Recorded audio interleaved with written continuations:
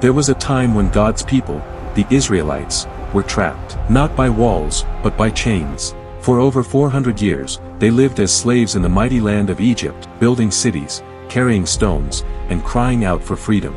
Every day was the same, whips cracking, sun burning, backs breaking. They had no power, no freedom, and no hope. But God heard their cry, and He chose one man to lead them out. That man was Moses. Moses wasn't born free. He was born under a death sentence. Pharaoh had ordered every Hebrew baby boy to be killed, but God had a plan. Moses' mother placed him in a basket and set him afloat on the Nile River, trusting that God would protect him. And He did.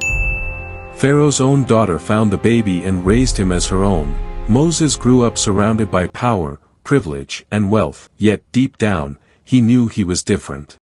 One day, seeing his people suffering, Moses made a terrible mistake. He struck down an Egyptian who was beating a Hebrew slave, and fled Egypt in fear. For 40 years, he lived as a shepherd in the wilderness, far away from the palaces of Egypt. But one day, while tending his sheep, something caught his eye, a bush engulfed in flames, that didn't burn up. As he approached, a voice spoke from within the fire. "Moses, take off your sandals. You're standing on holy ground." It was the voice of God, and from that moment, Moses' life changed forever. God told him, "I have seen the suffering of my people in Egypt. Go to Pharaoh and tell him, 'Let my people go.'"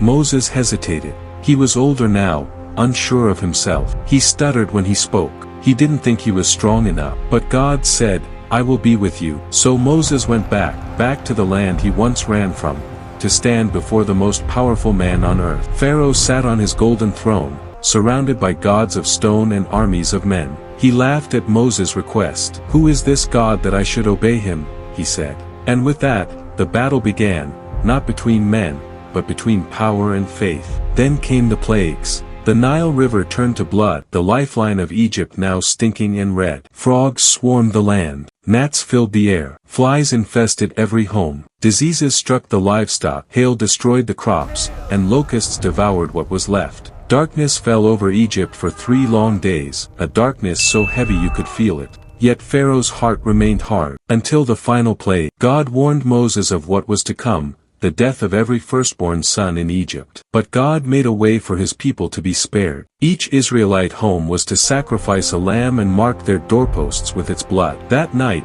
the Lord passed over every home covered by the blood. But in the homes of Egypt, a great cry rose up, for death had visited them. Finally, Pharaoh broke. "Go," he said, "take your people and leave." And so, after generations of slavery, the Israelites were free. They walked out of Egypt, over 1 million strong, carrying with them only what they could hold, but hearts filled with hope. God went before them, a pillar of cloud by day, and a pillar of fire by night. He guided them through the wilderness. But Pharaoh's heart hardened again. He couldn't bear the thought of losing them. He gathered his chariots, his soldiers, and his horses, and stormed after the Israelites. Soon, the people found themselves trapped, the Red Sea in front of them, Pharaoh's army behind. Panic spread through the camp. They cried out to Moses, "Why did you bring us here to die?" But Moses stood tall and lifted his staff. "Do not be afraid," he said. "The Lord will fight for you." And then, something incredible happened. God sent a strong wind that blew all night. The waters of the Red Sea began to rise, walls of water standing on both sides, and a path appeared right through the middle. The Israelites stepped forward, walking across on dry ground. Every footstep was a miracle.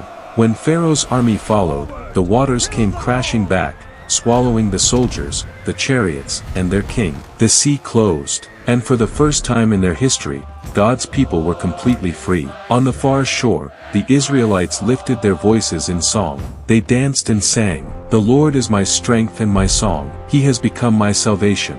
But this story isn't just about a nation escaping slavery. It's about something deeper. It's about faith when the odds are impossible. It's about trusting God when you can't see the way forward. It's about the power of obedience and the beauty of deliverance. Because sometimes, God doesn't remove the sea, He parts it. Sometimes He doesn't take away the storm, He walks you through it. And like Moses, we all face our own pharaohs, our own battles, our own Red Seas. But when we trust God, when we take that first step of faith, we'll see what the Israelites saw. That no wall of water is too high, no heart too hard, and no situation too hopeless for the God who delivers. Thanks for watching Story Voltage. If you enjoyed this story, don't forget to like, subscribe, and turn on notifications for more powerful Bible stories told in a way that's easy to understand. See you in the next story.